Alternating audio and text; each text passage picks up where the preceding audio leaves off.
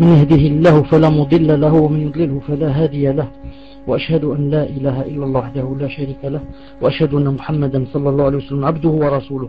يا أيها الذين آمنوا اتقوا الله حق تقاته ولا تموتن إلا وأنتم مسلمون. يا أيها الناس اتقوا ربكم الذي خلقكم من نفس واحدة وخلق منها زوجها وبث منهما رجالا كثيرا ونساء واتقوا الله الذي تساءلون به والأرحام إن الله كان عليكم رقيبا. يا أيها الذين آمنوا اتقوا الله وقولوا قولا سديدا يصلح لكم أعمالكم ويغفر لكم ذنوبكم ومن يطع الله ورسوله فقد فاز فوزا عظيما. ألا إن أصدق الكلام كلام الله وخير الهدي هدي محمد صلى الله عليه وسلم وشر الأمور محدثاتها وكل محدثة بدعة وكل بدعة ضلالة وكل ضلالة في النار. أما بعد، فمرحبا بكم مرة أخرى في درس وعليكم السلام في درس قصة آدم عليه السلام. قصة آدم عليه السلام وقد بدأناها الأسبوع الماضي وهذا إن شاء الله تعالى الدرس الثاني فيها. Donc c'est le deuxième dars Inch'Allah Ta'ala, le deuxième cours en ce qui concerne la vie d'Adam alayhi salam. On a déjà fait un cours, si je me trompe pas, Inch'Allah Ta'ala, c'est le deuxième. Inch'Allah, c'est le deuxième. Et comme toujours, avant de commencer, je vais demander à ceux qui veulent m'aider pour la traduction, pour que je leur enlève le point rouge, Inch'Allah Ta'ala. On commence.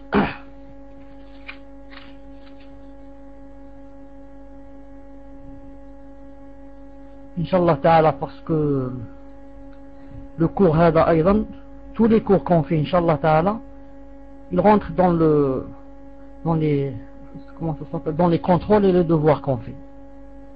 Tout ce que je dis rentrera, Inch'Allah Ta'ala, dans les contrôles et dans les devoirs. Quand je termine ce dars, Inch'Allah, je vous donne la réponse de vos devoirs. Je vais vous dire que tout ce que je dis maintenant, il rentre.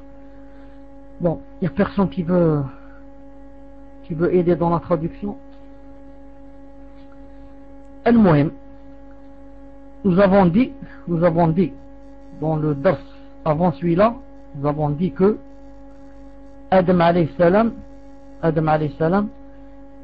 quand Allah Azza wa Jalla l'a créé, une petite révision, on commence. Quand Allah Azza wa Jalla a créé Adam alayhi salam, il a demandé aux anges de se prosterner. Et avant, les anges se sont demandés, et ils se sont même dit, comment ya Allah tu vas créer quelqu'un qui va faire des crimes, etc. Parce qu'ils avaient vu avant Adam alayhi salam les djinns. Les djinns existaient avant Adam alayhi salam, et ils les ont vus en train de faire des crimes, etc. Donc les anges, quand ils ont demandé à Allah subhanahu wa ta'ala, pourquoi, ce n'est pas pourquoi, tu dis quelque chose, je te dis pourquoi tu fais cela, c'est pas en ce sens. Ils ont dit ils veulent comprendre, par étonnement, ils veulent comprendre. Il y a une grande différence quand je comprends pas quelque chose, je te demande pourquoi, et quand je te dis pourquoi tu as fait cela. Su'al inkari, pourquoi tu as fait cela, ça veut dire je ne veux pas que tu le fasses. Et dans le deuxième, je voudrais seulement savoir pourquoi tu as dit cela. C'est pour ça que Talib al-Ilm, toujours quand il pose une question, il la pose avec quoi? Avec adab, avec bon comportement. Il la pose et il ne dit jamais pourquoi tu as dit cela. Comme m'a dit l'autre la fois passée. Tu t'es trompé, tu as fait cela, tu t'es trompé. Ça, ce n'est pas Talib al-Ilm qui dit cela. Talib al-Ilm, même s'il voit quelqu'un qui s'est trompé, il vient comme ça avec hikma, avec sagesse.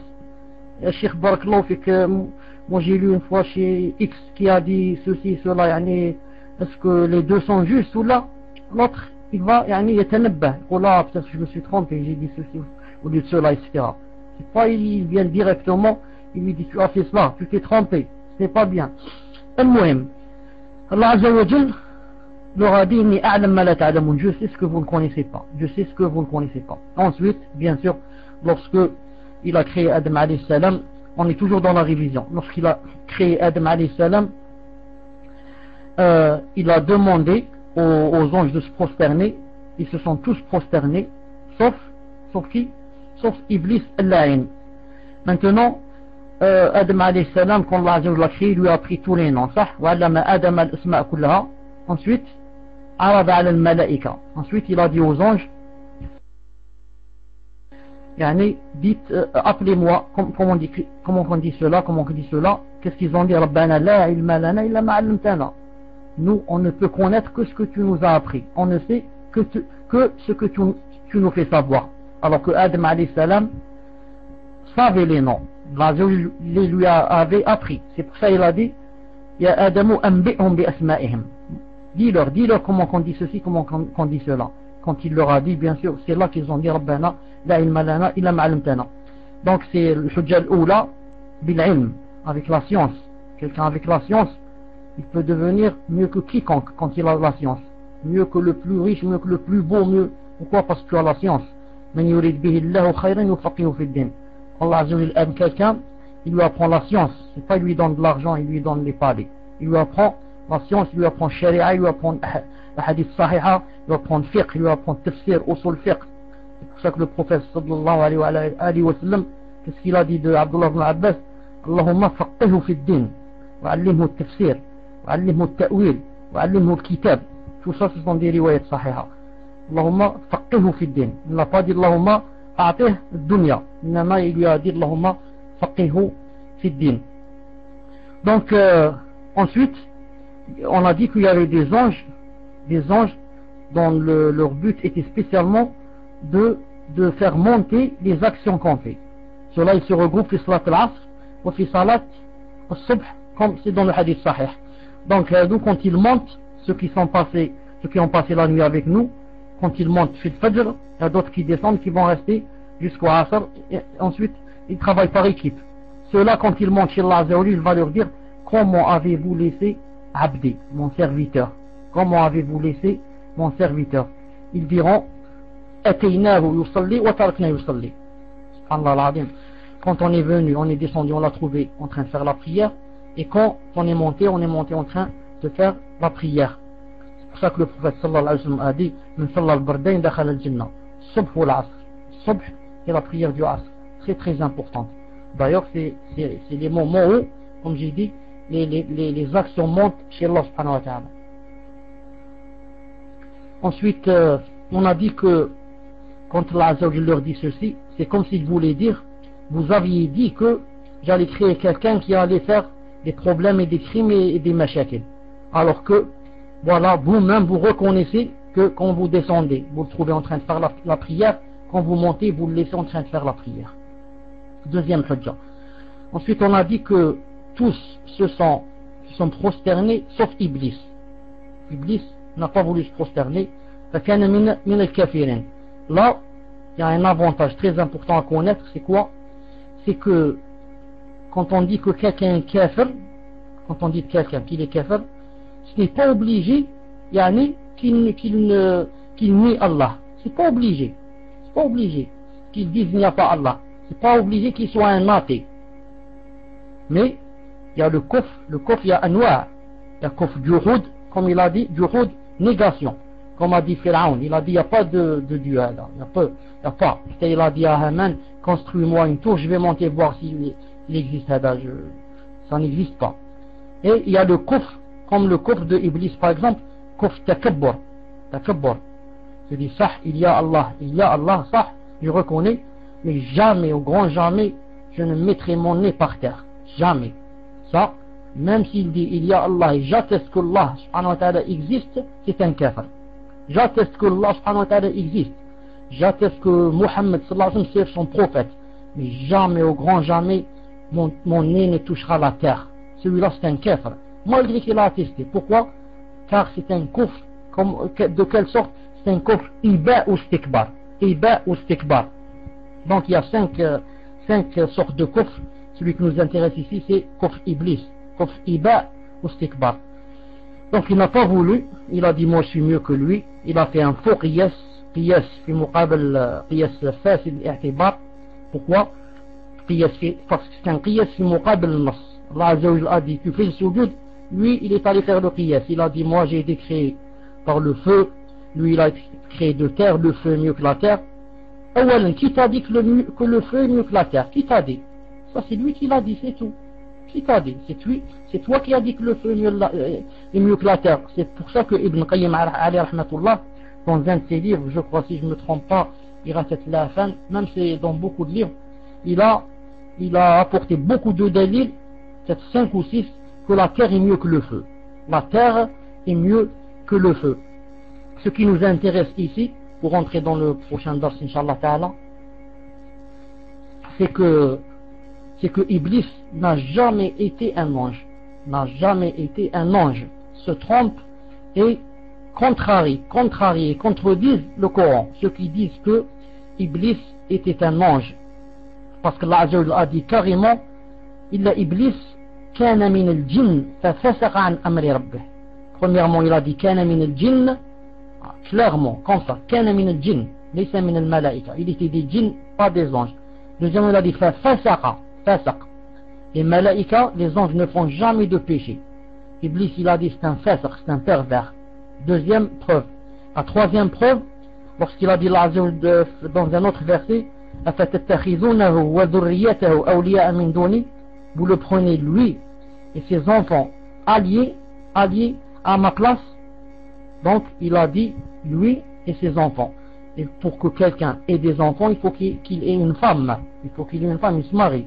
Il n'y a jamais quelqu'un qui peut avoir un enfant sans se marier. C'est pour ça que les ulama disent, dans le hadith où le prophète sallallahu alayhi wa sallam, il a dit qu'il y a des gens qui font i'tida fi dua, yani qui ont un péché dans le dua parce qu'ils exagèrent. C'est de dire par exemple Allahumma atini al-walad min ghayri an yatazawwaj. Quelqu'un qui ne veut pas se marier, qui lève les mains, il dit, ah Allah, donne-moi un enfant. Il ne veut pas se marier. Celui-là, il a un ism. Pourquoi? C'est l'i'tida fi dua, comme a dit le prophète, sallallahu alayhi wa sallam. Donc, Iblis ici, Allah Azza wa Jalla a dit qu'il avait des enfants, donc il avait une femme, et les anges ne se marient jamais, et encore moins, n'ont pas d'enfants. Donc voilà, il y a à peu près 2 ou 3 preuves que Iblis n'a jamais été un ange, mais seulement, tellement il adorait Allah Azza wa Jalla, que Allah Azza wa Jalla l'a laissé, l'a élevé au rang des anges. Tellement il l'adorait, il l'a élevé au rang des anges. C'est pour ça que lorsque Allah Azza wa Jalla a dit Usjudu li Adam, il était parmi eux. Donc, puisqu'il était parmi eux, il était aussi obligé de faire le sujoud, et il était ordonné aussi. Il n'a pas voulu le faire. Il n'a pas voulu le faire. Iblis, on va avoir beaucoup de problèmes avec lui dans cette histoire. À chaque fois, on va, Inch'Allah Ta'ala, dire des choses. Ensuite, le nouveau, Inch'Allah Ta'ala, à partir d'aujourd'hui, j'ai dit et je redis que tout ce que je dis rentre dans les prochains contrôles et les prochains devoirs. Parce qu'il y a beaucoup de gens qui disaient on n'a pas assisté quand j'ai corrigé aujourd'hui. Moi je dis tout ce que je dis et celui qui note, celui qui ne veut pas noter, ça lui revient à lui. Ensuite, وأمر الله عز وجل آدم عليه السلام أن يسكن هو وزوجته الجنة فقال وقلنا يا آدم اسكن أنت وزوجك الجنة وكلا منها رغدا حيث شئتما ولا تقربا هذه الشجرة فتكون من الظالمين. Ensuite, Allah Azza wa Jal a ordonné, ou l'a permis, ou l'a dit, enfin il a dit à Adam alayhi salam, toi et ta femme rentrez au paradis. Maintenant, dans un quart d'heure, Inch'Allah, on va parler de la femme Hawa alayhi salam, comment elle a été créée, etc. Il leur a dit rentrez au paradis et mangez de tout ce que vous voulez, à n'importe quelle heure, mangez. وَلَا تَقْرَبَا هَذِهِ الشَّجَرَةِ. Il y a seulement un arbre, je ne voudrais pas que vous l'approchiez. فَتَكُونَ مِنْ ظَالِمِينَ. Si vous mangez cet arbre, vous allez, je vais me mettre en colère contre vous, ou là vous allez être, vous allez faire des péchés. À peu près c'est comme ça le sens. Difficile de traduire en français. المهم, l'arbre, Allah Azza wa Jal ne l'a pas mentionné dans le Coran, il ne l'a pas cité. On a dit que il y a des choses, il y a des choses qui, quand tu les apprends, ça te donne rien. Et quand tu les connais pas ou là, ça te fait rien aussi. Par exemple, l'arbre ici, Allah Azza wa Jal, si c'était important de citer son nom, il l'aurait dit وَلَا تَقْرَبَا هذه الشجرة مثلا من الرمان. N'approchez pas cet arbre de grenade, ou cet oranger, ou ce citronnier. Il n'a pas voulu le citer. Pourquoi? Parce que c'est pas quelque chose qui nous intéresse beaucoup. Ce qui nous intéresse, c'est qu'il ne doit pas manger d'un arbre. Et les ulama ont dit, est-ce que c'est un arbre, voilà, un, comme un et un ça fait deux, un arbre spécialement, ou bien quand il a dit cet arbre, en arabe on dit le jins, c'est-à-dire ce genre d'arbre. Par exemple, il lui a montré un pommier, il lui a dit ne mange pas de cet arbre. Ça veut dire ne mange pas de tous les pommiers qu'il y a. S'il lui montre un oranger, ne mange pas cet arbre. Ça veut dire ne mange pas les oranges. Est-ce que c'est le premier ou c'est le deuxième? Beaucoup ont dit c'est le deuxième. Jins, yani ne mange pas ce fruit, c'est pas spécialement cet arbre, mais le fruit qu'il y a dans le paradis de cet arbre. Yani tous les arbres qui ont le même fruit. Ensuite, quand il a... Non. Ensuite, Allah Azza wa Jal khalaqa Hawa alayhi salam. Allah Azza wa Jal khalaqa Hawa alayhi salam. Beaucoup de ulama et la plupart, bien sûr, ont dit Hawa a été créé avant de rentrer, avant que Allah Azza wa Jal ait dit à Adam rentre au paradis. Pourquoi? C'est très simple, parce qu'il lui a dit rentre toi et ta femme. Rentre toi et ta femme. Donc, il faut qu'il y ait d'abord la femme, ensuite, pour qu'elle puisse rentrer. Donc, Hawa a été créée avant qu'elle ne rentre au paradis et avant qu'il n'ait dit rentrer au paradis. وذكر محمد بن إسحاق عن ابن عباس رضي الله تعالى عنهما أنها خلقت من ضلعه الأقصر الأيسر وهو نائم. Abdullah ibn Abbas radiyallahu ta'ala anhuma a cité dans un hadith que, et c'est ça le plus connu dans les tafsirs, etc., que Hawa a été créée d'une côte, de la petite côte gauche, du côté gauche de Adam alayhi salam. La petite gauche, c'est juste sous l'aisselle, parce que les côtes elles commencent d'en bas et on monte, et plus tu montes, plus ça devient, je crois, petit. C'est de là que Hawa alayhi salam a été créé. Et plus tu montes, plus ça devient a'waj. Ça devient a'waj. La côte devient de plus en plus a'wja. A'wja, si on peut dire courbé ou là, courbé. Plus tu montes, plus ça se courbe beaucoup plus. Et la preuve que tordu.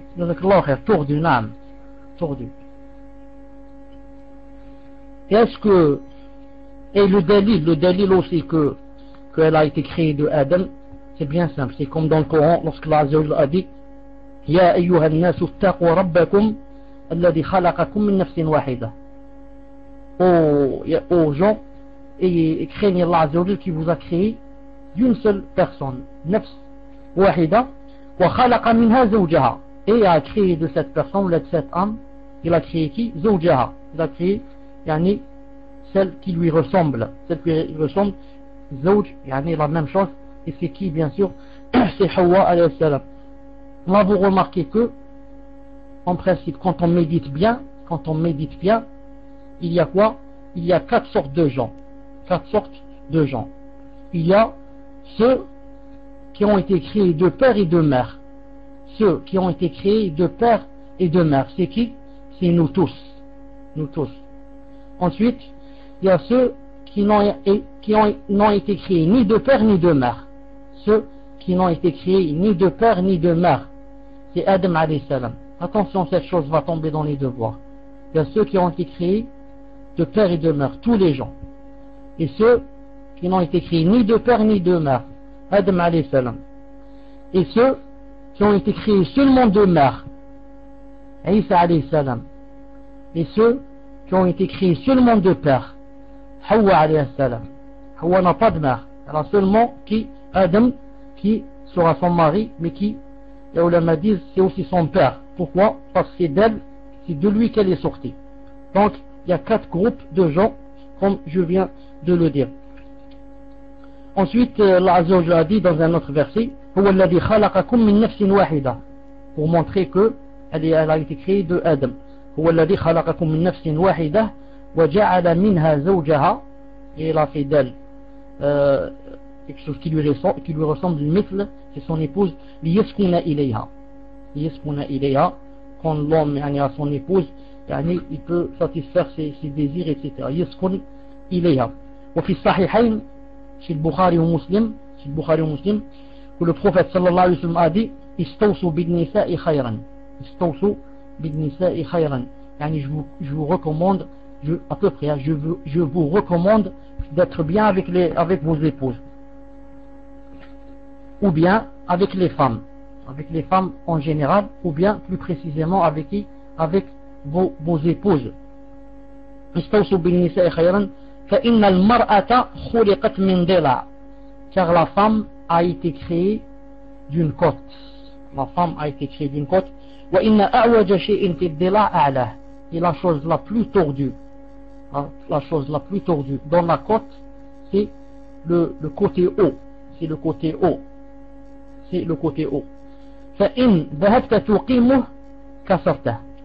Si toi on te donne une côte, tu vois qu'elle est tordue, tu dis attends, surtout c'est beaucoup plus tordu par en haut, je vais essayer de rendre cette côte comme ça normal, direct, au lieu que ça soit courbé, je vais essayer de pour qu'elle soit par exemple droite, elle soit droite comme une règle par exemple. Je vais la mettre droite comme une règle. Il a dit le prophète sallallahu alayhi wa sallam, et doit la redresser. Et si tu vas essayer de la redresser, cette côte, qu'est-ce qui va se passer? Tuksero, la sorte, tu vas casser la côte à cause de l'angle, tu vas la casser. Si tu la laisses, la côte restera toujours tordue. Donc je vous recommande d'être bien avec les femmes. Dans un autre hadith, dans un autre hadith muslim, a plus précisé, qu'est-ce qu'il a dit? Il a dit que le prophète sallallahu alayhi wa sallam a dit, si tu veux le redresser, ou bien la redresser, tu vas la casser, et son cassement c'est le talaq, son cassement c'est le divorce. C'est pour ça que les ulama disent le plus intelligent des musulmans, et qui connaît ce hadith, il sait qu'il y a ce hadith, donc qu'est-ce qu'il va faire? Il va se dire, donc il n'y a pas de moyen de vivre une vie bien avec son épouse, une vie parfaite, que d'accepter qu'elle a été créée d'une côte tordue. Maintenant, toi, Allah Azza wa Jal, qui a créé la femme et qui l'a créée d'une côte tordue, une côte tordue, là, tu veux, toi, une côte, tu veux la redresser. Une côte ne se redresse jamais. Donc, tu dois quoi? Tu dois patienter quand il y a quelque chose qui vient de ta femme. Il y a quelque chose qui vient, des choses qui viennent, tu dois patienter.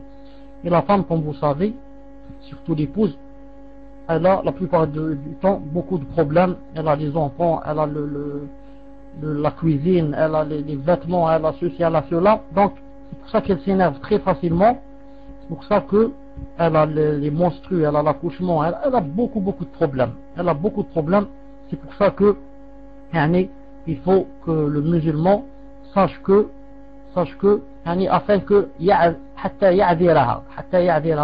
comment on dit afin que comment on dit ça, comment on dit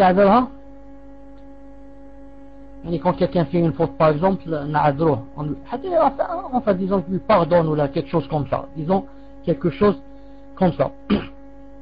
donc quand quelqu'un sait pardonner, quand quelqu'un sait excuse, et qu'il lui excuse, en fait qu'il lui trouve des excuses, il lui pardonne, afin qu'il trouve des excuses et qu'il pardonne.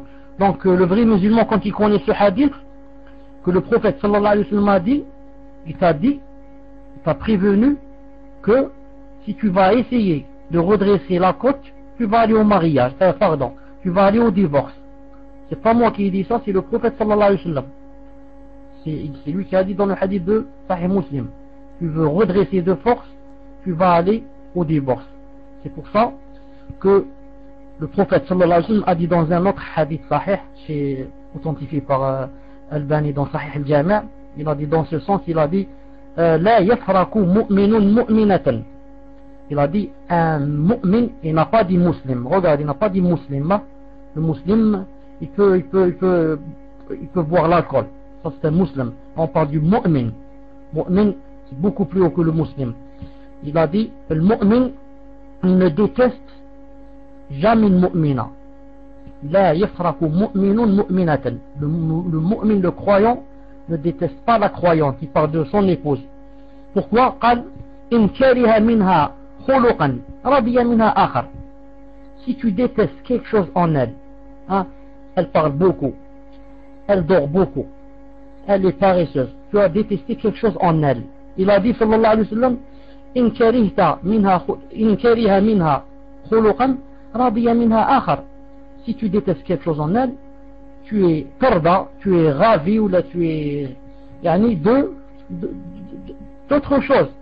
Soit tu vois seulement le défaut, yani tu vois pas le contraire, yani des défauts, tu vois pas le, comment on dit ça, je connaissais le mot, comment on dit le contraire de défaut, tu vois pas yani le, comment on dit, il y a un mot pour dire le contraire de défaut. On dit celui-là il a des défauts et celui-là il a des, yani le contraire. Des qualités, barakallahu fik, qualité, naam, exactement, qualité. C'est pour ça que quand il y a 3 ou 4 ou 5 qui traduisent, c'est mieux. Des fois quelqu'un est distrait ou là il n'est pas là, le deuxième donne, ensuite le troisième donne, et des fois par exemple l'un des 4 ou là des 5 traducteurs donne un mot qui est beaucoup plus proche du sens que je veux, ou là du sens du hadith. C'est pour ça que je choisis celui-là. C'est pour ça que je dis, même maintenant je redis, s'il y a des frères ou là des sœurs qui veulent, je lui enlève le point rouge. C'est juste pour nous aider, comme je disais, Inch'Allah Ta'ala, ils ont un ajr indallah subhanahu wa ta'ala. Celui qui sent en lui qu'il peut faire la traduction, nous aider à cela, il aura Inch'Allah Ta'ala un ajr indallah subhanahu wa ta'ala, parce que il aide les gens à comprendre la religion, alhamdulillah. Maintenant, naam, le prophète sallallahu alayhi wa sallam nous apprend quoi? Nous apprend que quand tu détestes quelque chose en une femme, en ton épouse, n'oublie pas les qualités qu'elle a. Pourquoi tu parles seulement des défauts? Pourquoi tu parles pas quand elle souffre, et quand elle accouche, et quand elle est malade, et quand elle est fatiguée, et quand elle... tout cela, pourquoi tu l'oublies? Pourquoi tu vois seulement les défauts? Si seulement une fois tu rentres, tu trouves qu'elle était fatiguée, elle n'a pas préparé le manger. Khalas, on va faire nos qim dunya. Peut-être ça va aller au divorce. Toi tu n'as jamais fait, tout cela bien sûr le prophète sallallahu alayhi wa sallam ne faisait pas comme ça, car Anas radiyallahu ta'ala anhu a dit j'ai travaillé, il a dit bon c'est pas j'ai travaillé, il a dit j'ai côtoyé le prophète sallallahu alayhi wa sallam 10 années, jamais il m'a dit pour une chose. J'étais au service, naam, j'étais au service du prophète sallallahu alayhi wa sallam 10 années. Jamais il m'a dit pour une chose que je devais faire, que je n'ai pas faite, pourquoi tu ne l'as pas faite, et le contraire. Et jamais il m'a dit pour une chose que j'ai faite qu'il ne fallait pas faire, pourquoi tu l'as faite. Subhanallah. Sur 10 années, le Rasoul sallallahu alayhi wa sallam, il remarque un s'il fait des choses, il lui dit rien, seulement il se tait. Allah, nous on est vraiment loin. Wallah, on est vraiment loin. Allah subhanahu wa ta'ala, an yu'allimana wa an yahdiyana. Donc toi, quand tu as des problèmes avec ta femme, n'oublie pas qu'elle a beaucoup de qualités, et que ce défaut que tu as vu aujourd'hui, tu peux, quand tu vas compter ce défaut avec toutes les qualités qu'elle a, ce défaut va fondre dans la mer des qualités qu'elle a. Ensuite, ce qui doit t'aider aussi, cher frère, ce qui doit t'aider aussi quand tu es avec ton épouse, c'est que n'oublie pas que le prophète sallallahu alayhi wa sallam lui-même, il avait des fois des problèmes avec ses épouses, sallallahu alayhi wa sallam. Et que par conséquent, ce qui se passe entre les époux, c'est quelque chose de normal, de très normal. Ce qui se passe, c'est normal et très normal. Ce qui n'est pas normal, c'est que ça se fasse tous les jours et tous les jours. Un jour oui, un jour non. Ça, c'est pas normal. Mais quand ça se fait une fois par mois, une fois tous les 3 mois, ça c'est très normal. Il n'y a pas une famille où ça s'est jamais passé cela. je ne pense pas qu'il y ait une famille, depuis que Allah a créé les créatures, qui peuvent par exemple rester une année ou 2 années ou là sans qu'il y ait une petite chose comme ça entre eux, en train de parler. Je ne crois pas que ça existe.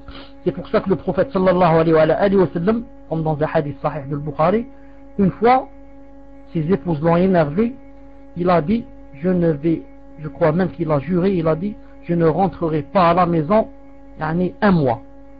Je ne rentrerai pas à la maison un mois. Ensuite, qu'est-ce qu'il a fait? Il montait au premier étage de la mosquée. Il y avait pas un étage comme aujourd'hui, il y avait une petite échelle, il montait sur l'échelle, et il y avait comme une petite chambre, si on peut dire, comme ça, avec le qsabba, je sais pas comment on dit le qsabba là, il y avait une petite chambre, il restait là-bas, il descendait pour faire la prière, et il montait là-bas, parce que ses femmes, ses épouses, radiyallahu ta'ala anhunna ajma'in, lui ont demandé, une nafaqa, toutes les femmes ont de l'or, etc., etc. El-Mohem, il a dit que je ne rentrerai pas un mois à la maison. Ensuite, lorsqu'il est rentré, le mois s'est terminé, il est rentré, sallallahu alayhi wa sallam, Aïcha radiyallahu ta'ala anha, lui a dit, pourtant, tu avais dit, je reste un mois, alors que tu n'es resté que 29 jours. Subhanallah al-Azim, elle veut lui marquer un point. Tu as dit, je reste un mois, tu n'es resté que 29 jours. Alors le prophète sallallahu alayhi wa sallam lui a dit, certes, j'ai dit un mois, et ce mois a 29 jours. Parce que les mois en arabe, ils ont ou bien 29 ou bien 30, il n'y a pas 31. Donc elle a voulu lui marquer un point, c'est lui qui a marqué. Il a dit non, j'ai dit un mois, ce mois c'est 29 jours. C'est toi, qui t'est trompé. Subhanallah al-Azim, chouf Aïcha radiyallahu ta'ala, qu'est-ce qu'elle lui a dit? Radiyallahu ta'ala anha wa anhunna ajma'in. Donc ça s'est passé au prophète sallallahu alayhi wa sallam. Donc toi et moi, comment veux-tu que ça ne nous passe pas des choses comme celle-là? Alors le prophète sallallahu alayhi wa sallam, au point qu'il est sorti un mois. Et une fois, le prophète sallallahu alayhi wa sallam est rentré à la maison de sa fille, Fatima, radiyallahu ta'ala anha, il cherchait Ali, son gendre et son cousin. Son gendre et son cousin, il l'a pas trouvé. On lui a dit que il s'est énervé avec Fatima, radiyallahu ta'ala anha, elle l'a énervé, ils se sont disputés, il est sorti. Donc le prophète sallallahu alayhi wa sallam est allé à sa recherche, il est allé directement à la mosquée. La mosquée autrefois n'avait pas de tapis, etc. C'était du sable. Il l'a trouvé endormi, ça joue contre la terre, Torab, ça joue contre la terre. Le prophète sallallahu alayhi wa sallam lui a fait comme ça avec son pied, il lui a dit lève-toi Abu Torab, il voulait plaisanter avec lui, lève-toi Abu Torab. Quand quelqu'un a une chose, il l'a fait tellement là, on dit Abu plus cette chose, tellement toi tu as de Torab, de terre sur ton visage, Abu Torab, Abu Lahab, tellement il va avoir de feu, Abu Lahab. On dit d'une personne, celui-là c'est un Abu Dinar, il aime beaucoup l'argent, celui-là c'est un Abu Dollar, etc. Donc Ali radiyallahu ta'ala anhu aussi a eu des problèmes, il est parti dormir à la mosquée.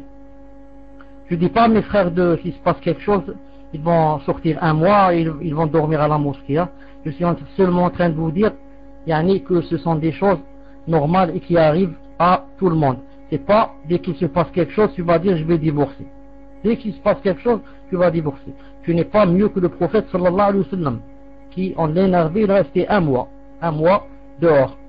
Et Ali qui a laissé sa maison et allait dormir à la mosquée. Donc c'est pour ça que les ulama aussi disent que la meilleure des choses, quand tu es énervé avec ta femme, la meilleure des choses, c'est de t'éloigner d'elle. T'éloigner, c'est pas ne plus revenir. Non, par exemple, sors de la maison et va faire un tour en ville et revient. Sors de la maison, va à la mosquée faire une prière et revient. C'est la meilleure des choses. Ça aide quoi? Ça aide à diminuer le fitna. Parce que le shaitan veut agrandir encore plus. Le shaitan, s'il peut, c'est le divorce. C'est pour ça qu'il y a un hadith sahih, qui dit que le shaitan hada, il a arsh. L'arsh, il a un trône. Son trône, c'est où? C'est sur la mer, un trône en pleine mer, et que chaque soir il regroupe ses shayatins, les autres, lui c'est Iblis le grand, il groupe les soldats chaque soir. Il dit, toi qu'est-ce que tu as fait? Donnez-moi le rapport, toi qu'est-ce que tu as fait? Et il lui dit, moi j'étais avec X jusqu'à ce qu'il ait bu de l'alcool. Tu n'as rien fait. Toi qu'est-ce que tu as fait? J'étais avec X West jusqu'à ce qu'il a fait la zina. Tu n'as rien fait. Et toi, jusqu'à ce qu'il dise quelqu'un, moi j'étais en train de faire le West à l'homme et à sa femme jusqu'à ce que je les ai séparés. Il le prend, il l'enlace, il lui dit, toi tu es mon fils, toi tu es voilà, toi tu es mon vrai serviteur, toi tu es mon vrai soldat. Comme a dit Allah Azza wa Jal, يفرقون بين المرء وزوجه. Il disperse entre l'homme et sa femme. Quand quelqu'un arrive à disperser entre l'homme et la femme, ça veut dire que quand il a fait quelque chose, bien sûr c'est l'un des plus grands crimes, de disperser entre l'homme et la femme. Donc c'est pour ça que il y a beaucoup de mashakil, tu sors et tu reviens après 1 heure, ou après 2 heures, tu vas à la mosquée, tu vas lire un peu de Coran, là tu vas faire quelques prières, ou là tu vas pas à la mosquée, tu fais un petit tour je sais pas où, dans un jardin, et tu reviens, tu trouves Inch'Allah Ta'ala que les choses se sont calmées, car Iblis, il n'est plus là pour qu'il te fasse dire pour qu'il te fasse dire tu es divorcé. Et quand quelqu'un est énervé beaucoup, il le dit par izzat al-nafs. On a quelque chose que ça s'appelle izzat al-nafs, ça s'appelle, tu dis comme ça, tu sais que tu vas regretter, mais tu le dis. Alors, je le dis, si je puis dire, par orgueil. Tu dis, Allah, je dis moi. Même si on va se divorcer, on va se séparer, mais je dis. Et la femme, l'épouse, quand il y a le shaitan et la colère, etc., elle peut même te faire un défi. Si tu es un homme, divorce. Si tu es un homme, dis maintenant que je suis divorcé. Alors l'homme, quand il va écouter, entendre quelque chose pareil, il va se dire, comment, donc je suis pas un homme? Shaitan va lui dire, comment, tu n'es pas un homme toi? Classe, elle a dit, tu n'es pas un homme. Prouve que tu es un homme, prouve. Vas-y, je suis avec toi. Prouve. Je suis avec toi. C'est comme ça va dire le shaitan. Alors qu'il vaut mieux s'enfuir et aller loin, dire A'udhu billahi minash shaitanir rajim, et sortir. Si tu vas dire la phrase allée, ensuite, bien sûr, la nuit, tu vas beaucoup regretter, etc., etc. Allah subhanahu wa ta'ala nihdiyana wa yu'allimana. Ensuite, qu'est-ce qu'il a dit ici?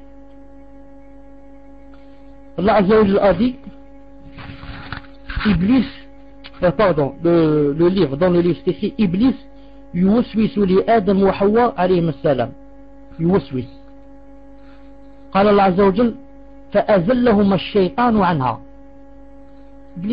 Iblis c'est notre plus grand ennemi. إن الشيطان لكم عدو اتخذوه عدوا. Allah Azza wa Jalla a dit, le shaitan c'est votre ennemi, prenez-le comme ennemi, prenez-le. اتخذوه عدوا. Celui-là, il s'est dit, il est impossible que je rentre seul en enfer. C'est impossible. Il faut que je rentre avec moi des gens. Ça s'appelle en arabe l'isti'nas بفعل النظير. Ça veut dire que quand, je donne un exemple, quand quelqu'un fait par exemple quelque chose, supposons par exemple qu'il ait fait une grande faute, il voudrait savoir est-ce qu'il y a d'autres qui ont fait cette faute. Pourquoi? S'il y a d'autres, il va dire dans son cœur, alhamdoulilah, je ne suis pas le seul. Alhamdoulilah, je ne suis pas le seul.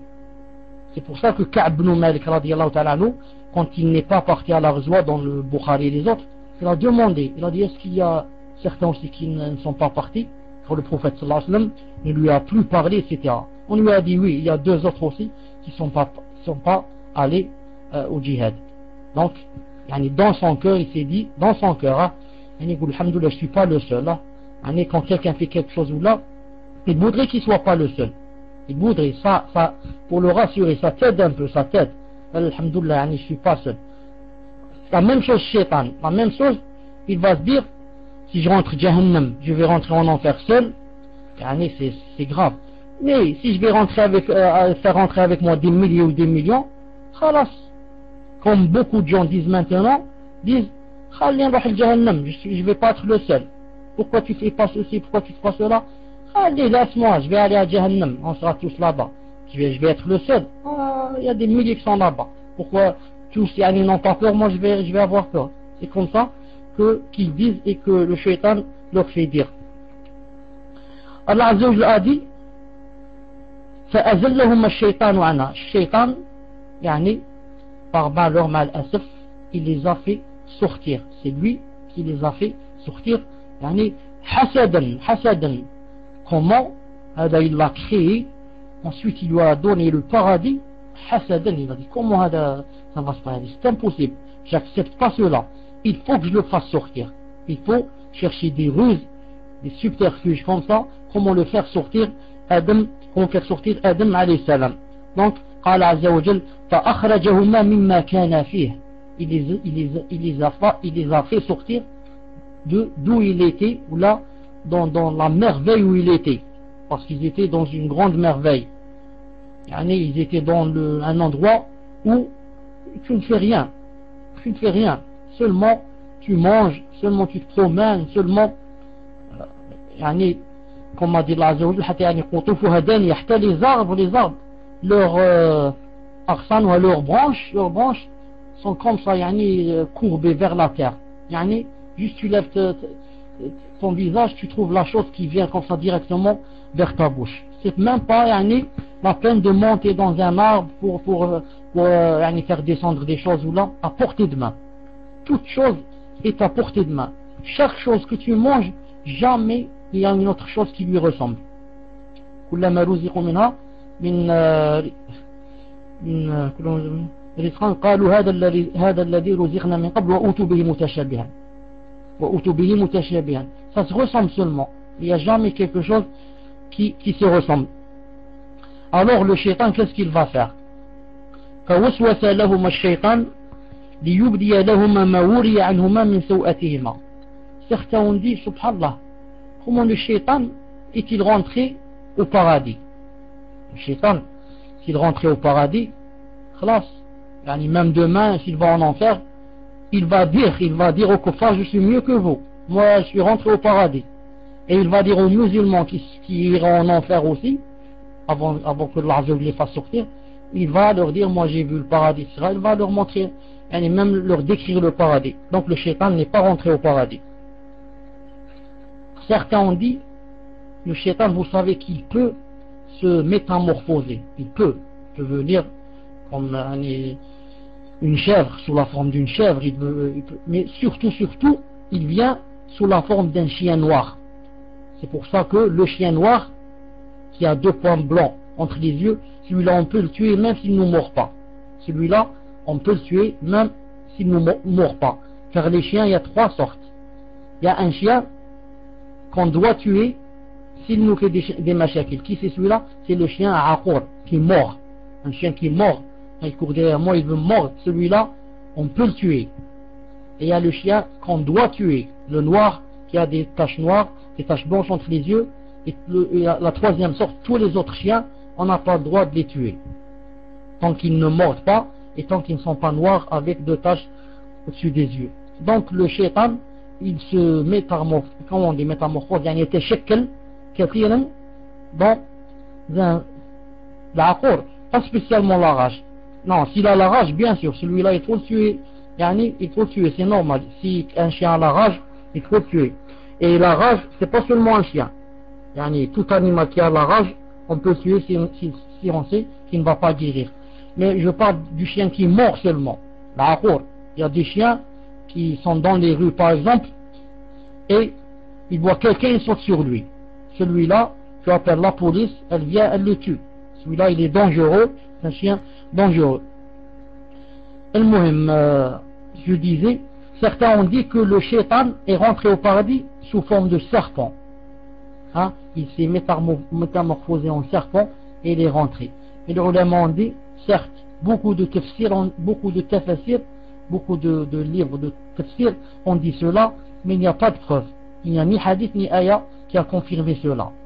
Donc reste à dire quoi? Puisque le shaitan ne rentre pas au paradis, n'est pas rentré, et il a fait le waswas, reste à dire quoi? Que le shaitan peut faire le waswas même quand il est loin de toi. Et c'est vrai, le shaitan il n'est pas obligé d'être collé à toi. De loin, il peut te faire le waswas. les autres à l'intérieur, et lui de dehors, il peut faire le waswas. Et il sait il voit ce qui se passe et il commence à faire le waswas. Ensuite, le shaitan, qu'est-ce qu'il a dit? Il a dit فوسوس لهم الشيطان d'abord فوسوس لهم الشيطان ليبدي لهما ما وري عنهما من سوءاتهما.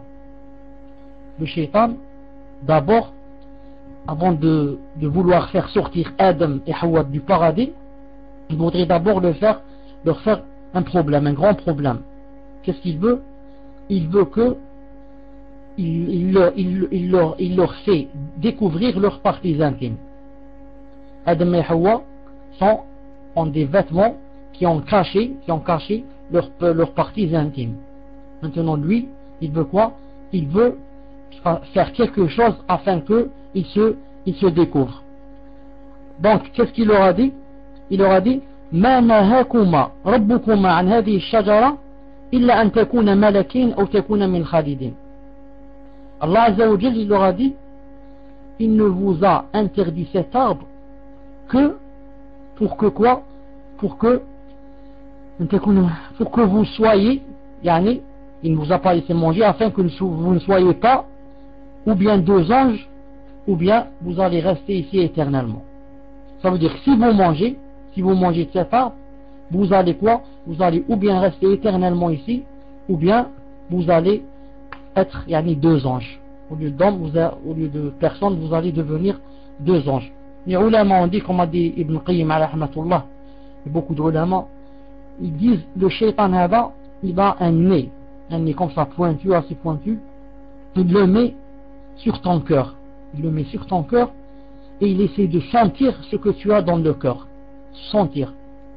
Quand il sent à peu près ce que tu veux faire, là alors il essaie de te venir avec le waswas pour voir, pour que tu acceptes de lui les choses,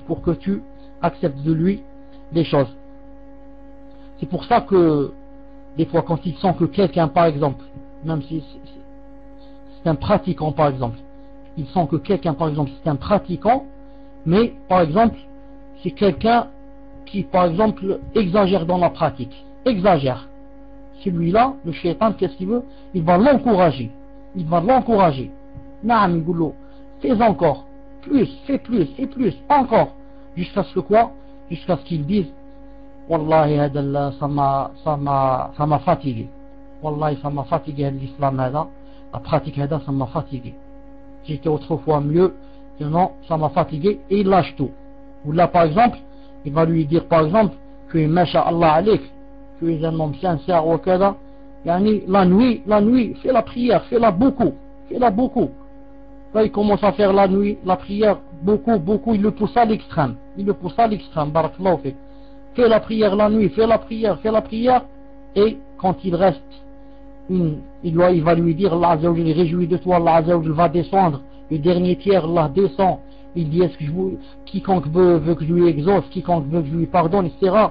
Vas-y, fais la prière, continue, fais beaucoup. Ensuite, il commence la khor, masha'Allah, 2, 4, 6, 8, 10. Ensuite, quand il reste une demi-heure pour la prière du Fajr, qui est obligatoire, et la prière de la nuit n'est pas obligatoire, qu'est-ce qu'il fait? Il le fait endormir. Ensuite, il se réveille à midi. Il n'a pas fait la salat de Sobh. Qui lui a fait ça? C'est Iblis al-La'in. Ou bien, quand il sent quelqu'un, il sent dans son cœur, c'est quelqu'un mutahawin, quelqu'un mutakassil. Il le rend lourd dans les ibadat et les adorations, jusqu'à ce que aussi ils se disent j'en ai marre, je peux plus faire, je suis fatigué, etc. Donc lui, Iblis, il essaie de sentir ce qu'il y a dans le corps, et d'après ce qu'il y a,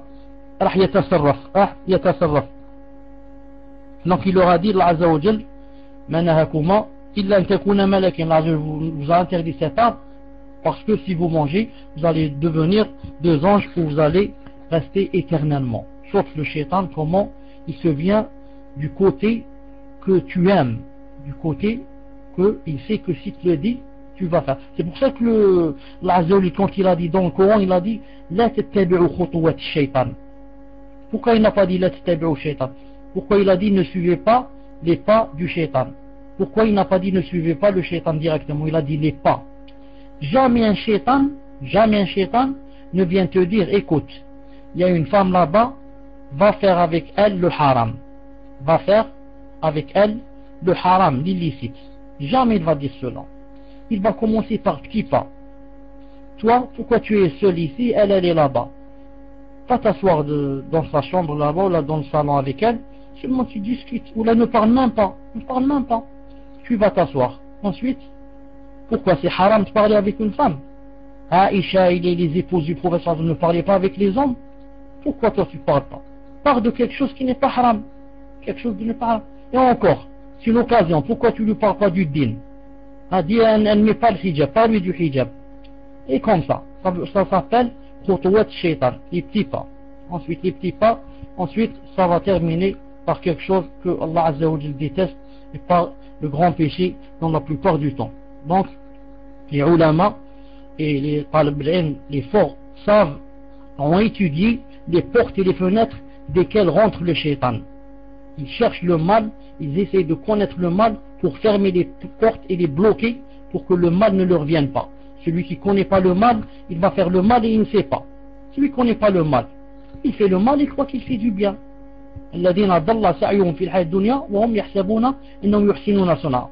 Donc, si tu connais que par exemple le shaitan va venir de cette chose-là, ou de cette porte-là, tu lui fermes la porte. Si tu ne sais pas, donc il va venir par la porte et tu vas lui ouvrir les portes. Allah Azza wa Jalla a dit فلما ذاق الشجرة بدت لهما سوءتهما. Dès qu'ils ont goûté de ce qu'ils ont mangé, les chrétiens disent ils ont mangé la pomme. C'est pour ça qu'ils appellent ce qu'on a sous le cou, ils disent la pomme d'Adam, parce qu'il a mangé une pomme et hasraflo, ça s'est arrêté ici en plein milieu. Ils ont dit alors ça lui est sorti une bosse ici, ils appellent la pomme d'Adam. Nous on a dit il n'y a aucun verset ni un hadith qui dit qu'il a mangé une pomme. On ne sait pas s'il a mangé du raisin, mais s'il a mangé autre chose, on ne sait pas. Tout ce qu'on sait, c'est un arbre. On sait c'est un arbre. Ensuite, quand ils ont mangé, ou ils ont goûté de cette chose, de ce fruit-là, directement Allah Azza wa Jalla, qu'est-ce qu'il leur a fait? Il leur a fait découvrir leurs parties intimes. Et ils ont commencé à enlever des feuilles, de grandes feuilles comme ça, des arbres, et à se cacher, afin de cacher leurs parties intimes. Donc vous voyez que leur nudité est apparue. Donc la nudité a un grand rapport avec le shaitan. Plus une femme et même un homme se dénue, je ne sais pas si on dit se dénue, plus un homme ou là une femme yata'arra, comment on dit yata'arra, plus un homme et une femme enlèvent de ses vêtements et plus se dévêtit, se dénude, ça, plus un homme et une femme se dénudent, plus quoi, ça veut dire que c'est le shaitan se déshabille, ça veut dire que c'est le shaitan qui a gagné. Ça veut dire que c'est le shaitan qui a gagné. Plus quelqu'un est habillé en long, plus ça veut dire que c'est quelqu'un que Allah Azza wa Jalla aime. Et plus quelqu'un se déshabille, c'est plus le shaitan a fait son travail et il a gagné. C'est pour ça que le shaitan ici, il voulait quoi? Il voulait qu'il soit nu. Il voulait qu'il soit nu. Et il a réussi, le khabith, il a réussi à les déshabiller. Donc, vous voyez que plus les ulama ont dit, plus ils se déshabillent, car le déshabillement est venu de qui? Est venu du shaitan. Maintenant, beaucoup de personnes, ma'al asaf, se déshabillent très facilement. Beaucoup de personnes se déshabillent très, très, très facilement. C'est pour ça que le prophète sallallahu alayhi wa sallam a dit dans un hadith sahih que quand on voit quelqu'un dans le songe, plus tu le vois habillé, plus ça veut dire il a de la croyance. Car comme Omar ibn Khattab radiyallahu ta'ala anhu, quand le prophète sallallahu alayhi wa sallam l'a vu dans le songe qu'il avait, ou là lui-même s'est vu, qu'il avait un grand comment dire, un grand vêtement qui marchait comme ça avec lui par terre, il a demandé au prophète sallallahu alayhi wa sallam, c'est quoi ça en songe? Il lui a dit l'ilm, la science.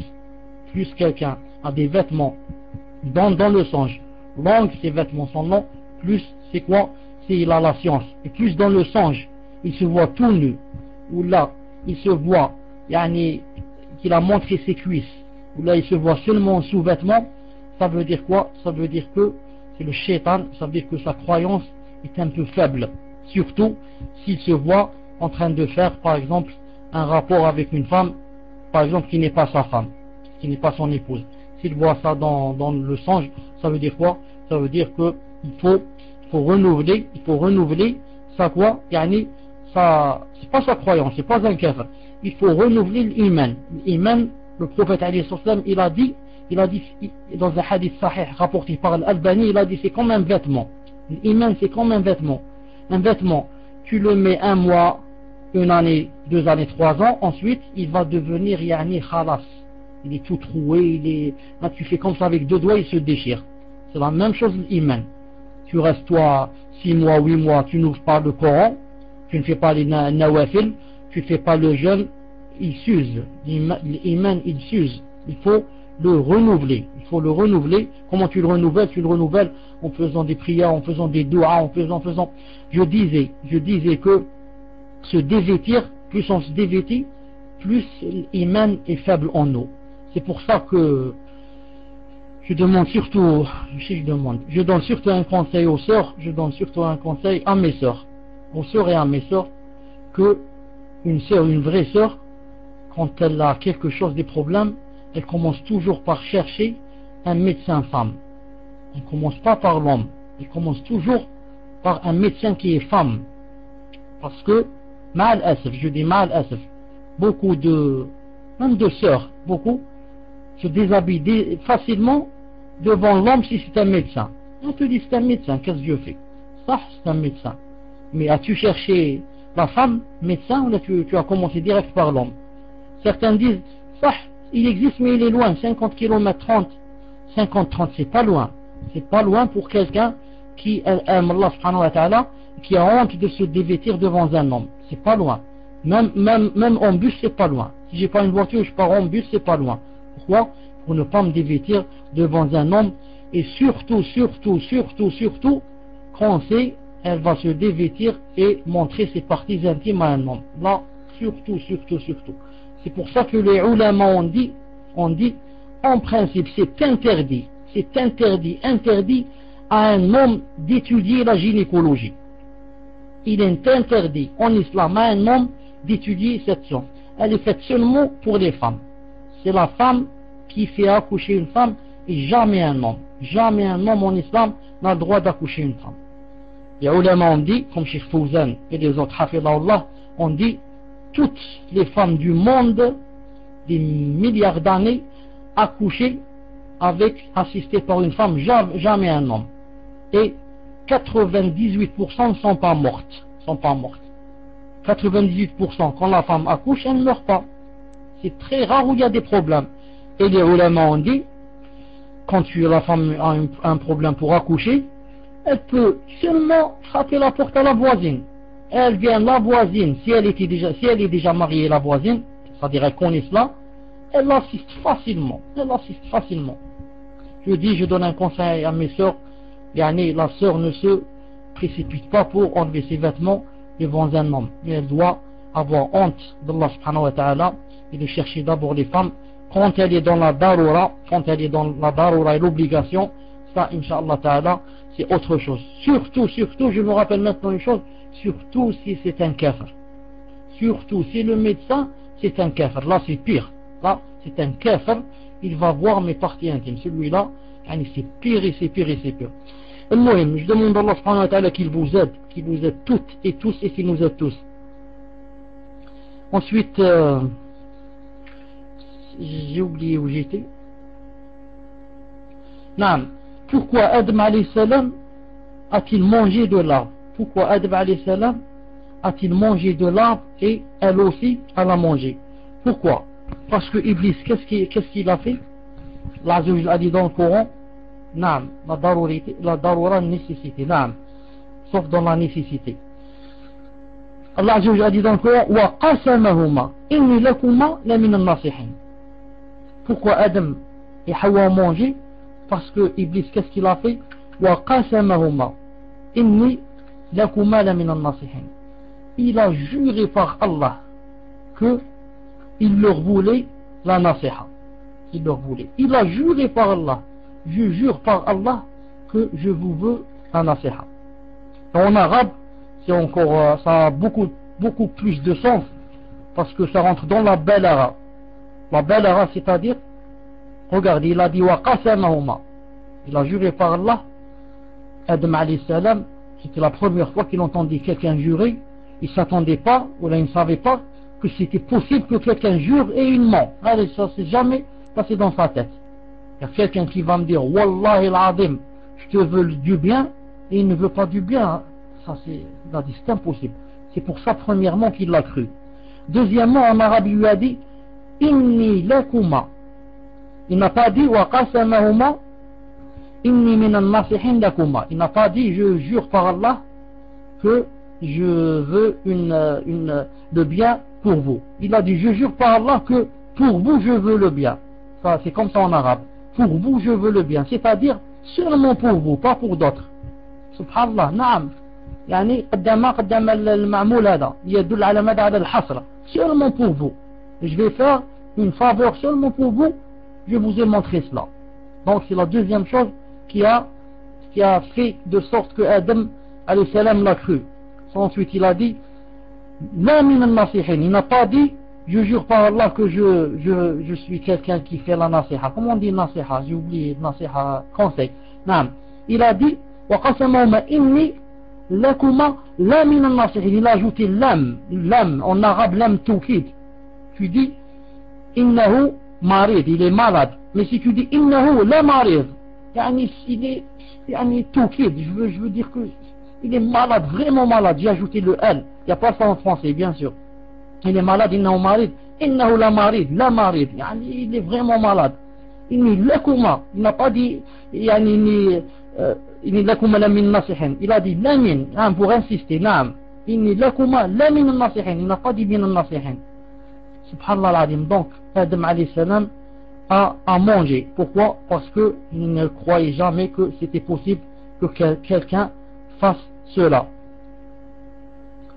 وكانت حواء العلماء يقولون وكانت حواء أكلت من الشجرة قبل آدم. Et Hawa alayhi salam avait mangé de l'arbre avant Adam alayhi salam. وهي التي حثته على أكلها والله أعلم. Et c'est elle qui l'a poussé à manger والله أعلم. Regardez, il a bien dit والله أعلم. Pourquoi? Parce qu'il n'y a pas quelque chose de très sûr que c'est elle qui l'a poussé. Mais il y a comme un hadith, je vais maintenant citer, qui montre que il y a beaucoup de chances, ou là, je ne sais pas si on dit de chance, il y a beaucoup de possibilités que ce soit tel qui l'ait poussé à manger. Pourquoi? Le prophète sallallahu alayhi wa sallam a dit dans un hadith sahih, عن أبي هريرة رضي الله تعالى عنه لولا بنو إسرائيل لم يخنز اللحم. Si c'était pas Banu Israël, les Juifs, si c'était pas eux, la viande n'aurait jamais pourri.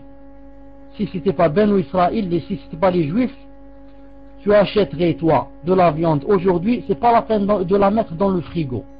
Tu manges un peu et tu la laisses en plein soleil. Et tu reviens après une semaine, tu manges un peu et tu la laisses.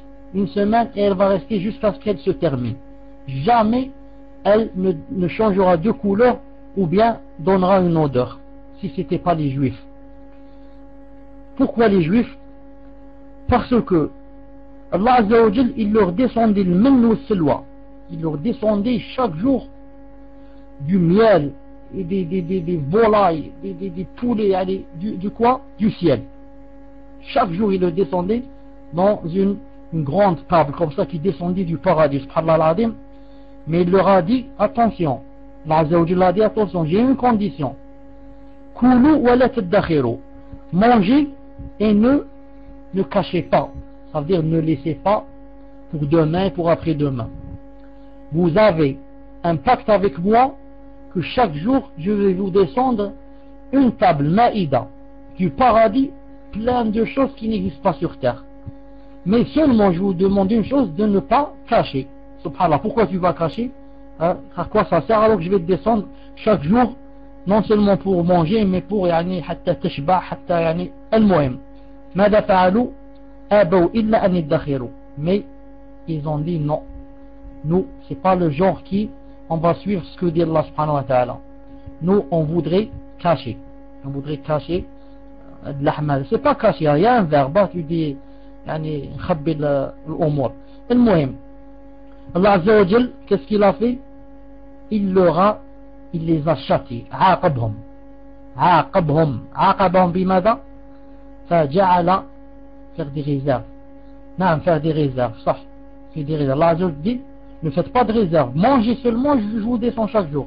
المهم, ils ont dit là, nous on cache, on fait des réserves. Allah Azza wa Jal, on se provisionne. Ça, on fait des provisions. Allah Azza wa Jalla dit, donc, je vais vous faire un adab. Qu'est-ce qu'il a fait? Cette viande que vous allez cacher, si elle dépasse un jour ou là, il y a des vers qui vont sortir. Et elle va avoir une mauvaise odeur. Et si vous mangez, vous allez mourir, être empoisonné et mourir. Voilà comme châtiment. Parce que, moi je vous dis, faites ceci, vous vous dites non. Les Yahoudis, ils sont connus, les Juifs, ils sont connus pour contrarier Allah Azza wa Jalla et ses prophètes.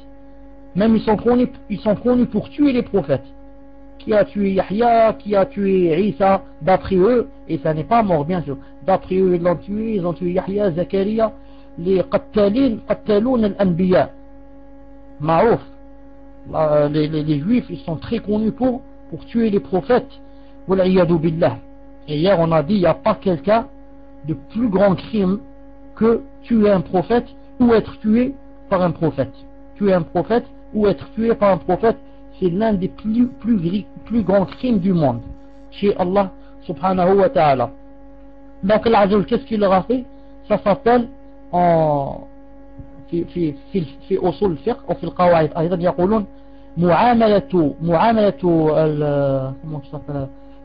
الجاني بناقض قصده. معاملة الجاني بناقض قصده. الله عز وجل il fait ولا يعامل toi tu fais quelque chose dans le but par exemple de gagner telle chose. Allah Azza wa Jal va te faire comme résultat le contraire. Ça c'est une sunna min sunan Allah subhanahu wa ta'ala. Sunna min sunan Allah Azza wa Jal. Je donne beaucoup d'exemples pour que vous compreniez. Hein. Par exemple, il est interdit de se marier avec une femme quand elle est dans sa période de viduité. Ça, c'est interdit. Maintenant, il y a quelqu'un qui va demander à la femme sa main en période de viduité. Allah Azza wa Jal, c'est quoi le châtiment, l'iqab? Le contraire, il va lui faire le contraire, naqid al-qasd, le contraire de ses intentions. Donc, qu'est-ce qu'il a dit, Allah Azza wa Jal? Que c'est haram en islam, donc, de se marier avec quelqu'un qui est en période de viduité, et on va séparer, parce qu'ils ont fait cela, on va séparer entre eux, et c'est interdit pour toute la vie de se marier. Chef, là je t'a dit, attends qu'elle termine la période et demande sa main. Toi tu dis non, je demande maintenant. Tu demandes maintenant, alors dès que tu demandes, le juge, etc., il va avoir au courant de l'affaire, hop, il va te marquer que c'est interdit à vie de te marier avec cette femme. Tu vois, Allah Azza wa Jal te fait le contraire de tes intentions. Quand tu veux, tu contraries son Coran et la sunna du prophète sallallahu alayhi wa sallam. Aussi les ulama ont dit, bon j'ai pas préparé des exemples, je vous dis comme ça de ma tête si je me rappelle quelques-uns. Les ulama ont dit, regardez, quand par exemple quelqu'un, par exemple, là je fais une fois هذا المثال,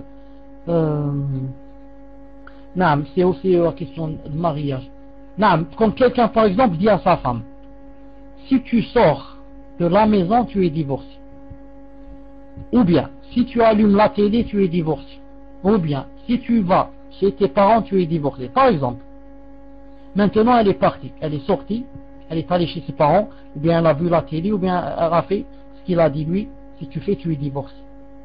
Les ulama ont dit, en principe, on va voir ses intentions. On va lui dire, toi, pourquoi tu as dit cela? s'il va dire moi j'ai dit cela parce que j'en ai marre de cette femme, je veux la divorcer. Donc, allaqahu bi shart. Donc si elle fait cela, elle est divorcée. Donc on va lui dire khalas, puisqu'elle a fait, elle est divorcée. Mais si, quand on lui dit pourquoi tu as fait cela, pourquoi tu as dit cela, il a dit j'ai dit cela seulement pour la menacer. J'ai dit cela seulement pour la menacer. Je ne veux pas la divorcer. J'ai dit cela pour qu'elle ne sorte pas, pour qu'elle n'aille pas chez ses parents, pour qu'elle ne voit pas la télé. Mais je lui fais peur. Dans ce cas, que disent les ulama, elle n'est pas divorcée. Pourquoi? Parce qu'il ne voulait pas divorcer. Il voulait qu'elle ne fasse pas. C'est pas comme le premier. Le premier, il a dit bon j'en ai marre d'elle, donc si tu sors tu es divorcé. Donc si elle sort elle est divorcée parce qu'il voulait déjà divorcer. Alors dans le deuxième cas qui nous intéresse, qui a rapport avec ce que je viens de dire, si l'homme dit à sa femme mais il ne veut pas la divorcer, il veut faire des menaces seulement, il lui dit si tu sors de la maison tu es divorcé. Et elle va se dire dans son cœur Wallahi alhamdulillah, c'est l'occasion ou jamais. Ça fait longtemps que je veux me séparer de cet homme. Donc c'est l'occasion jamais, je vais sortir. Et elle va sortir. Les ulama ont dit, elle ne sera pas divorcée. Elle ne sera pas divorcée. Pourquoi elle ne sera pas divorcée? Parce que, comme je viens de le dire, Allah Azza wa Jal yu'amil al-jani ala naqid qasdih. Allah Azza wa Jal fait de sorte que celui qui veut faire quelque chose, il lui donne le contraire. Il lui donne le contraire. Bon, la règle, elle va venir, elle a beaucoup d'exemples. Inch'Allah Ta'ala, quand on parlera de fiqh, il y a au moins 10 ou 20 exemples dans ce sens pour que vous compreniez bien quel est le sens de cette qaïda qui est très très très muhimma, Ensuite, j'étais où exactement? Non, j'avais pas terminé le hadith. Laoula Banu Israël, si c'était pas Banu Israël les Juifs, la viande n'aurait jamais pourri. Wa laoula Hawa, et si ce n'était pas Hawa, lam takhun untha zawjaha. Aucune femme n'aurait trompé son mari. Aucune femme n'aurait trompé son mari. Takhun, moi j'ai dit tromper, parce qu'en général, ça veut dire cela. Mais ici, tromper, les ulama ont dit, c'est impossible que la femme d'un nabi le trompe. C'est impossible. Allah Azza wa Jal ne choisit à ses prophètes que les femmes salihat. Même si elle n'est pas bien, elle est kafira cette femme, jamais elle ne trompe le nabi. Le nabi, tellement Allah Azza wa Jal l'aime qu'il le défend. Il a dit dans le Coran, Inna Allah yudafi'u anil ladhina amanu. Allah Azza wa Jal défend les croyants. Comment ne défendrait-il pas un nabi? Comment il laisserait les gens parler sur la femme du nabi? Ça c'est impossible. Donc les ulama ont dit khanathu huna, khanathu, qu'est-ce que ça veut dire? Ça veut dire elle l'a trompé en ce sens que elle l'a poussé jusqu'à ce qu'il ait mangé du fruit du paradis. Ça veut dire elle l'a enduit en erreur. Khanathu, elle l'a enduit en erreur. Donc c'est pas le khiyana, c'est pas le fahisha, attention, c'est pas la zina et la fornication, comme peut-être certains vont croire. Khanatu, elle a enduit en erreur jusqu'à ce qu'il, il a mangé. Il mange, c'est bien, on va devenir des anges, tu n'as pas entendu ce qu'il disait l'autre, on va rester éternellement, il a mangé. Ensuite, bien sûr, elle a mangé aussi. C'est pour ça que Allah a dit quand il a parlé de alayhi salam, Nuh, et de l'autre alayhi salam, quand il a dit fakhanatahuma, parler de leur femme, il a dit fakhanatahuma, elles leur ont trompé. Certains ont cru qu'elles leur ont trompé, elles ont trompé leur mari, Nuh et l'autre, donc elles ont fait la fornication. Non, jamais. Khanatahuma, elles ont fait quoi? Elles ont fait le kufr. Elles ne sont pas rentrées dans l'islam. Elles sont rentrées dans le kufr. C'est une grande khiyana. Ça, c'est la grande tromperie. La grande khiyana de ne pas rentrer en islam. Donc, la'natullahi, je dis bien la'natullahi, à ceux qui disent que Aïcha a fait la fornication. La'natullahi, pour quiconque dit ou bien a dit que Aïcha, radiyallahu ta'ala anha, notre mère, a fait quoi? A fait la fornication zanat. Alors que le Coran est descendu spécialement pour elle, descendu du 7e ciel, de l'Arsh, de Allah subhanahu wa ta'ala, au-dessus des 7 cieux, pour dire que elle est bari'a. Elle est bari'a. Allah Azza wa Jalla a dit dans le Coran, sur le Nur, qu'elle était bari'a. Ulaika lahum maghfiratun wa rizqun karim. Lahum, naam, innocent. Ulaika lahum maghfiratun wa rizqun karim. Donc quiconque dit de Aïcha radiyallahu ta'ala anha, il dit quoi? Il dit qu'elle a fait la fahisha. Il dit qu'elle a fait la fahisha. Celui-là, les ulama ont dit, c'est un kafir. C'est un kafir. Pourquoi? Parce qu'il dit, Allah subhanahu wa ta'ala, il lui dit, à Allah, il lui dit, tu mens. Billah. Car Allah Azza wa Jalla a dit dans le Coran, Innal ladhina ja'u bil ifki usbatun minkum, ceux qui sont venus avec le mensonge, qui a été un groupe de vous, la tahsabu sharran lakum, ne croyez pas, c'est quelque chose de mal. Bal huwa khayrun lakum, c'est quelque chose de bien. Vous allez voir pourquoi c'est quelque chose de bien. Ensuite, il a dit, Allah Azza wa Jalla, à la fin du verset, il a dit Walladhi tawalla kibrahu minhum law adabun azim. Celui qui a fait marcher cette médisance et cette parole, cette mauvaise parole entre les croyants, celui-là, il aura un grand châtiment lorsqu'il me rencontrera. Celui qui a fait la calomnie, il aura un grand châtiment lorsqu'il me rencontrera.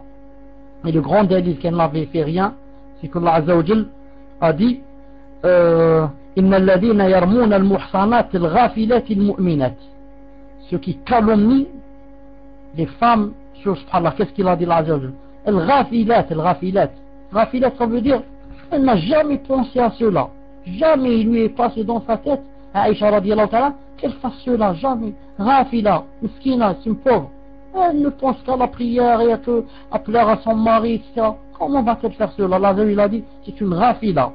C'est pour ça que, radiyallahu ta'ala anha, c'est pour ça que les gens avaient déjà parlé, je ne sais pas combien de temps, d'elle, 2 ou 3 jours, avaient calomnié qu'elle avait fait, les hypocrites ont dit cela, et elle ne savait même pas, jusqu'à que, une fois elle est sortie pour aller aux toilettes avec Mistah. Ensuite, Mistah, elle est tombée, elle s'est accrochée comme ça, elle est tombée, elle a dit Ta'isa Mistah. Ta'isa Mistah, yani que ne gagne pas Hada Mistah, son fils. Elle lui a dit, Aïcha, pourquoi tu dis comme ça de Mistah, ton fils? Qu'est-ce qu'il a fait le pauvre? Elle a fait un doigt contre lui, sa mère. Elle lui dit, Aïcha, pourquoi? Qu'est-ce qu'il a fait le pauvre? Elle lui a dit, Mistah, tu ne sais pas ce qu'il a fait? Non, je ne sais pas ce qu'il a fait. Subhanallah, tu ne sais pas que les gens disent de toi que tu as fait la zina? Moi j'ai fait la zina? Tu ne sais pas? Je ne sais pas. Toi tu dors. Maintenant toute la ville qui dit que toi tu as fait la zina. La hawla wa la quwwata illa billah.